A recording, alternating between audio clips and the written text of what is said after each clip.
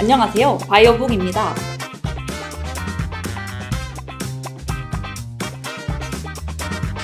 보름 뒤면 바이오 인터내셔널 컨벤션 2026을 위해 바이오북은 이번 바이오 행사에서 열릴 100개 이상의 세션 중 한국 바이오 스타트업이 주목할 만한 주요 세션을 5회에 걸쳐 정리해 전달드리고 있습니다. 한국 바이오 스타트업에게 도움이 되길 바라며 그럼 오늘은 기술 트렌드 및 투자 세션을 중심으로 하는 화요일 세션 소개 2부 지금 시작합니다. 암세포에서는 특정 유전자 변이나 바이오마커가 비교적 명확한 경우가 많아 온콜로지 분야에서는 이를 기반으로 환자를 나누고 표적 치료제와 동반 진단 전략을 설계하는 등 정밀의료가 가장 앞서왔습니다. 하지만 정밀의료의 흐름은 CNS, 면역질환, 대사질환과 같은 영역으로 확장되고 있습니다. 이번에 소개할 세션 The Next Precision Frontier Scaling Beyond Oncology는 정밀의료가 항암제 영역을 넘어 확장되고 있는 분야들을 다룹니다. 이번 세션에 참여하는 알토 뉴로사이언스와 프렉시스 프리시전 메디슨은 CNS와 정신신경질환 영역에서 환자군을 더 정교하게 나누는 전략을 추구하고 있고 알토르 바이오는 면역질환에서 페로 파마슈티컬은 대사질환에서 특정 바이올로지컬 드라이버를 기반으로 환자를 선별하려는 접근을 보여주는 기업들입니다. 다만 이들 영역은 온콜로지 분야보다 환자 이질성이 더 크고 바이오마커의 임상적 의미나 규제 보험 기준이 아직 충분히 정립되지 않은 경우가 많습니다. 따라서 이번 세션에서는 비한 분야 정밀의료의 선두 기업들이 이러한 불확실성 속에서 환자군을 어떻게 정의하고 바이오마커를 임상개발과 상업화 전략으로 어떻게 연결하는지 확인할 수 있을 것으로 보입니다.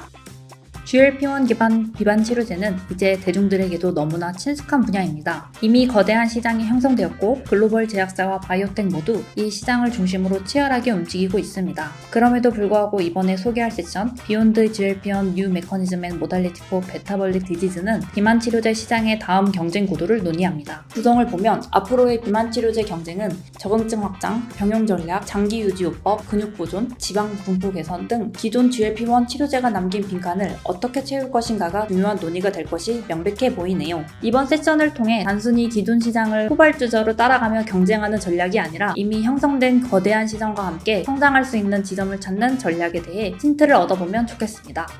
이번에 소개할 세션 The State of Emerging Biotech은 바이오 투자와 딜, 파이프라인 흐름을 데이터로 짚어보는 발표 세션에 가깝습니다. 이 세션의 메인 스피커는 노스텔라입니다. 노스텔라는 글로벌 제약바이오 산업의 임상 파이프라인, 시장 전망, 의약품 가치평가, 보험 지불 데이터, 딜 정보를 제공하는 데이터 인텔리전스 기업입니다. 특히 이들이 운영하는 사이트라인과 이벨류에이트와 같은 데이터 플랫폼은 글로벌 빅파마와 투자자들이 파이프라인 동향, 라이선싱 거래, 임상 개발 흐름을 파악할 때 참고하는 핵심 데이터 소스 중 하나입니다. 이번 세션은 바이오와 노스텔라가 함께 떠오르고 있는 바이오 시장의 투자, 딜, 파이프라인 데이터를 정리해 발표하는 자리로 향후 1년간 바이오 시장을 해석하는 기준점이 될 수 있습니다. 전체 시장의 자금 흐름이 어디로 이동하고 있는지, 임상 단계와 전 임상 단계 중 어느 쪽에 투자금이 몰리고 있는지, 라이선싱과 M&A 시장이 어떤 방향으로 움직이고 있는지를 확인하고자 한다면 본 세션을 들어보면 좋을 것 같습니다.